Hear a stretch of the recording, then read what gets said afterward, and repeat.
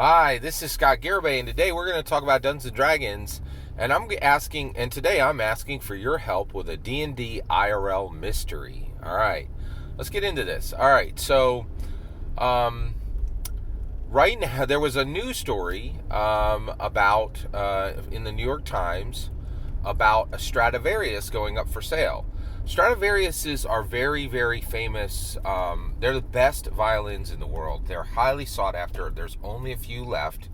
And it made the New York Times today that a Stradivarius is going up for sale.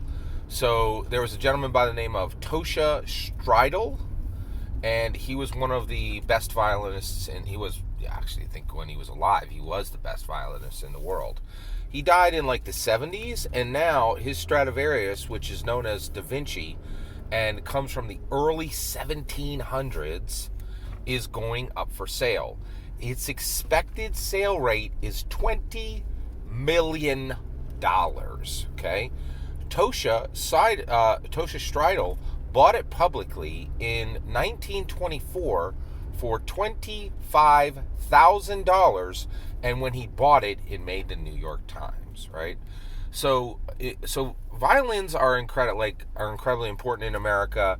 We consider violins to be one of the premier instruments, and there's huge interest in this violin because it's a piece of American history, right? All right, so Stradivariuses are valuable, they're sought after, and it makes news when they're sold, okay?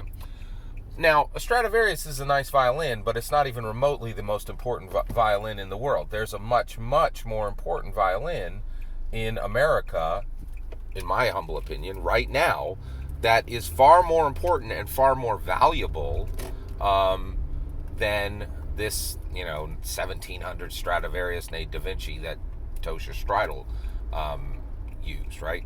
And that's the mystery, is there's a missing violin that's much more valuable and much more important than Tosha Stridle's 17th century Stradivarius named Da Vinci. Now, what is that violin? It's the IRL instrument of the bard. It is the violin used by Ernst Gygax in the Chicago Symphony Orchestra. Gary Gygax's father's name was Ernst Gygax. He was Swiss, okay?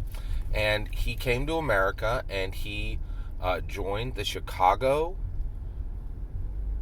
Symphony Orchestra, and he played a specific violin there, okay? And we don't know where that violin is, right? It is the IRL instrument of the bard, right? And it needs to be found before it disappears or ends up in some pawn shop or something like that. And if you think I'm exaggerating, go look at USA Today that just covered a 1st century Roman bust that showed up at a Goodwill. Not a joke. That just happened this month, right? Like, that's incredible, right? Like, that's really, really amazing, right? So it's truly incredible. All right. So, we need to find this thing. So today I am asking for your help. Okay. So one, do you know anyone who lived in Chicago in the 1940s or the 1950s? Also, it would be even more helpful if they lived on or near Kenmore Street. That's where Ernst Gygax and Polly Gygax lived. That's Gary Gygax's mother, Polly. All right, so it's very important that we find this thing before it disappears or destroyed, or or just ends up in some corner and nobody even knows what it is, right? So I'm asking for your help to IRL solve this IRL D&D mystery. So if you know anybody who lived in Chicago, if you know anybody who lived in Chicago in the 1940s or in the 1950s, I would like to interview them.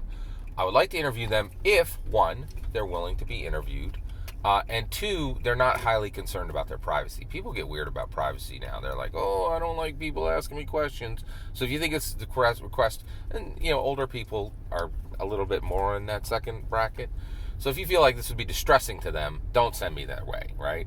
Of course, anybody I'm going to question I'm going to interview, I'm going to be very respectful and tolerant and kind and patient, right? But, if you know the person and they did live on or near Kenmore Street in Chicago in 1940 or 1950, I would really like to talk to them.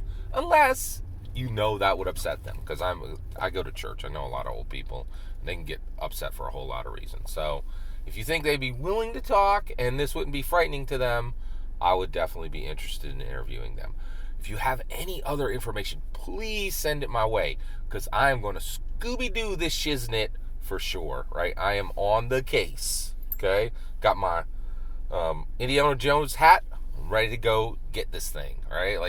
Or discover where it is, and then that belongs in a museum. not get it, right?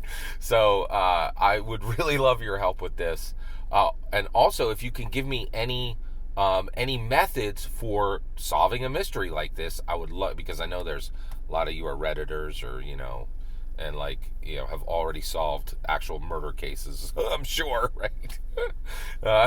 That's not a joke. Reddit has legit solved murders. It's kind of a crazy world we live in. So all that's my opinion. I'd love to hear any evidence you have for where the most important American violin is. Forget some 17th century Stradivarius. That's not important. Ernest Gygax's father's IRL instrument of the Bard, the violin he used in the Chicago Symphony Orchestra, that's the important one that we need to find, right? That should be selling for 30 or 40 million, or it should be in a museum, one or the other. All right, if some billionaire puts it up on I'm okay with that too, because most of them are pretty public, right? All that's my opinion. I'd love to hear your thoughts. Let me know in the comments below, and please send any clues you have my way. All that's my opinion. I'd love to hear your thoughts. Let me know in the comments below. Please consider liking and subscribing. Have a wonderful millennium.